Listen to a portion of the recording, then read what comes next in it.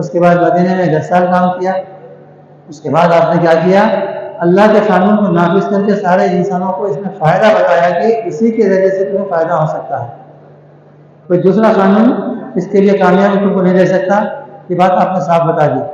क्यों कि यहाँ पर एक छोटी सी मिसाल देकर बात को आगे बढ़ाऊंगा मैं, वो ये कि मिसाल इस अंदाज की कि आज हम देख रहे हैं हमारे नए नए मशीन्स आ गए हैं, नए नए मशीन्स आ गए हैं। मैं अब छोटी मामूली चीज़ की मशीन दे रहा हूँ आपको।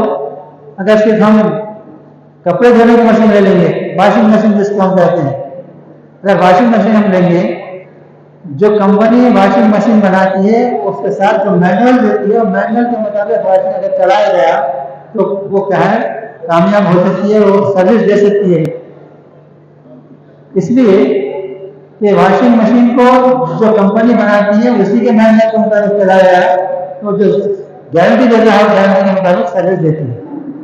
अगर खुदा न खास्ता उसके मुताबिक किसी और कंपनी का अगर वहाँ पर मैनुअल चलाया गया तो क्या वो एक साल सर्विस देने के बजाय 3-4 महीने में खराब हो जाए। इस बात को हमें समझने की जरूरत है। समझकर ये मैनुअल क्या होता था, हर जमाने में हर पैगंबर को देकर दुनिया के अंदर भेजा, हर पैगंबर को दुनिया के अंदर देकर भेजा। एक चीज मैं आपके सामने वाज़ेह करूं, वो ये कि आप महसूस करेंगे 1,24,000 पैगंबर दुनिया के अंदर आए, ये रिवायत में बात मिलती है, लेकिन कुरान के अंदर जो नाम मिलते हैं मुश्किल से 20 से 25 नाम मिलते हैं।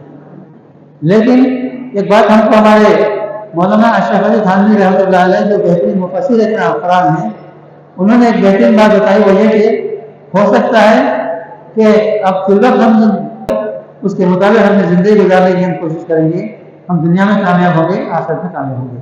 ये बात खास तौर से नबी करीम सल्लल्लाहु अलैहि वसल्लम ने कुरान के जरिए बताई कि एक दिन हमको मरना है।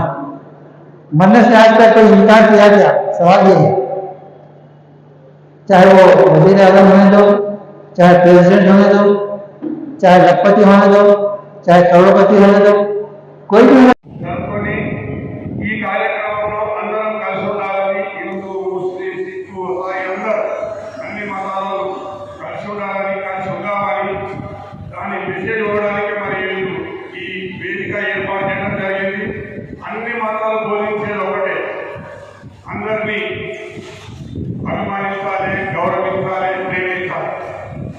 అన్ని ఉద్దేశం ఒకటే కాబట్టి ఈ కార్యక్రమాన్ని నిర్వహించిన ఈ జమాతే ఇస్లామీ హిందూ వారికి మరొకసారి ధన్యవాదాలు తెలియజేస్తున్నాము. ముందు కొన్ని సంవత్సరాల కింద ప్రారంభమైనటువంటి ఈ సమావేశము చాలా పవిత్రమైనటువంటి రంజాన్ మాసం తర్వాత మన ఉగాది పండుగ తర్వాత అందరూ కలిసికట్టుగా ఉండాలని, సోదరి భావంతో వెలగాలని, అందరితో మనం ఉండాలని చెప్పేసి ఈ యొక్క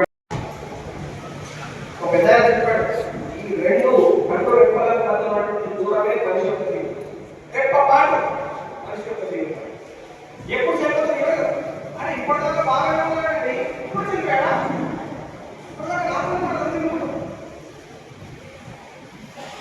ఎలా చనిపోవడము ఎవరికి తెలియదు, కానీ చనిపోవడం మాత్రం మధ్యం మనిషి ఒక సీట్ ఒక ఎగ్జామ్ కావాలి. ఇన్విజిలేటర్ పేపర్ ఇచ్చిన తర్వాత 2-3 గంటల్లో ఆ ఎగ్జామ్ మొత్తం రాసేసి వెళ్ళిపోవాలి. నేను బయట తర్వాత ఎగ్జామ్ ఇన్విజిలేటర్ పేపర్ తీసుకుంటాడో అదే విధంగా మనిషి ఒక సీట్ కంప్లీట్ అయిన తర్వాత దేవుడు యొక్క ప్రాణాలు తీసుకుంటాడు. ఏం లేదు, నేను ఇప్పుడు కార్యక్రమాలు చేస్తాను అంటే दोबारा खर्च చేయకండి, दोबारा खर्च చేసే వాడు శైతాన్ శత్రువుగా పరిగణించబడతాడు. శైతాన్ తన ప్రభువుకు కృతజ్ఞుడైపోయాడు. నీవు దైవానుగ్రహం ఆశించి దాని కోసం నిరీక్షిస్తూ పేదలకు సహాయం చేయలేకపోతే వారిని తప్పించుకోవలసి వస్తే వారికి అనువుగా సమాధానం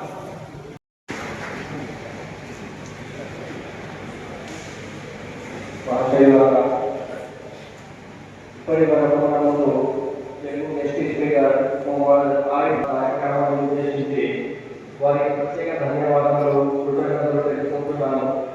ఇప్పుడు మన ముందు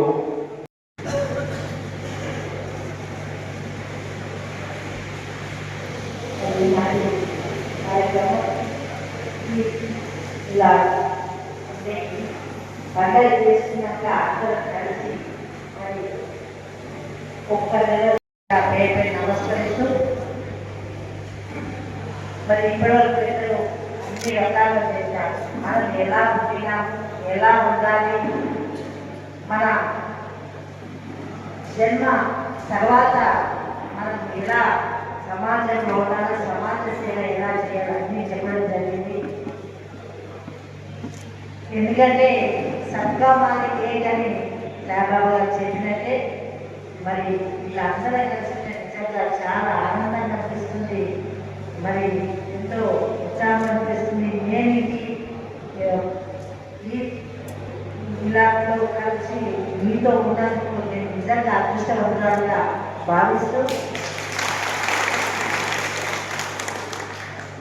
మరి కలిసి ఉంటే కలదు సుఖం అన్నట్టుగానే మరి మనం హిందూ, ముస్లిం, క్రిస్టియన్ మరి పాస్టర్ గారు కూడా ఇక్కడే ఉన్నారు.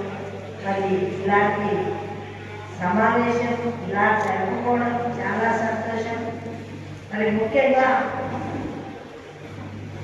ఇప్పటివరకు పండుగలు ఎందుకు చేసుకుంటాము అనేది కూడా పెద్దలు చెప్పిండ్రు. పండగ అంటే ఒకటి కాదు, ఉన్నవారు లేనివారు అందరూ కూడా ఆ రోజు సంతోషంగా ఉండాలి. సంపాదించిన దాంట్లో ఇంత లేని వాళ్ళకి పెట్టాలని చెప్పి నిజంగా చెప్పాలంటే ముస్లిం దాంట్లో వాళ్ళు ఉంటే మన హిందూ దాంట్లో లేదు. ఎంతో దాచి పెట్టుకొని ఉంటారు అనే చాలా గొప్ప విషయం అని గొప్ప మనసు కూడా అదే. మరి అలాంటి తత్వమున్న చెప్పిన మాట మీరు వింటున్నారు కాబట్టి నిజంగా మీరు చాలా గొప్పవాళ్ళని నాకు మనసు అనిపిస్తుంది. మరి ఆ గొప్పతనం ఇప్పుడు చూస్తూనే తెలుస్తుంది. మరి అలాగే ప్రోగ్రాం కూడా దసరా పెడతారు. అలాగే రంజాన్ తర్వాత ఈ మిలాదుని పెట్టడం చాలా గొప్ప విశేషం.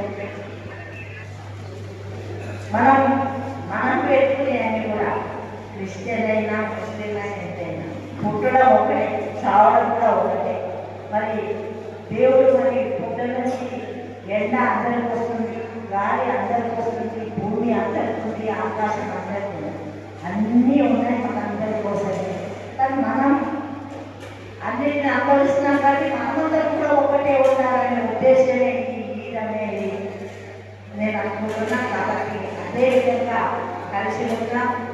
వచ్చే తరానికి కూడా మంచి సందేశం ఇస్తూ సమాజ సేవ కోసం మనం పాటుపడాలి. ప్రతి ఒక్కరికి తోడుగా ఉంటూ మనం అందరం కూడా ఒక సంతోష ప్రోగ్రాం ఉండడం అనేది నిజంగా చాలా హ్యాపీగా అనిపిస్తుంది, చాలా సంతోషంగా. ముందు ముందు కూడా ఎంతైనా ఎక్కువమంది మనం తీసుకొని ముఖ్యంగా యువతరానికి మనం మంచి సందేశం ఇవ్వాలి. ఈ రోజుల్లో యువతరం మరి ఏ విధంగా ఉంటుందో మనకు తెలుసు. అన్న తల్లిదండ్రులకు బాధంటే సమాజంలో విషయాలకు బాధ అనిపిస్తుంది. మరి ముందు వచ్చే సంవత్సరంలో మహిళలోకి అందరికీ కూడా చేస్తున్న యువతరానికి ఎక్కువ ఇలాంటి కార్యక్రమంలో పాల్గొనేటట్టుగా చేసి మంచి సందేశం ఇచ్చి వాళ్ళ జీవితాన్ని మనం మార్చే విధంగా మనమందరం కూడా కృషి చేద్దాం. ఎందుకంటే ఈ జీవితం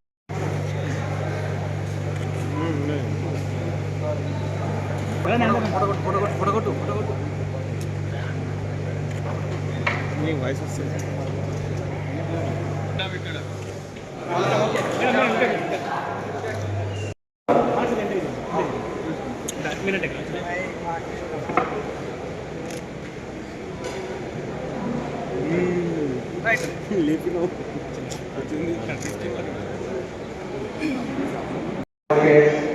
జఫర్ గారు, జమాతే ఇస్లామీ తెలంగాణ ప్రెసిడెంట్ గారు, దివ్య ప్రెసిడెంట్ గారు.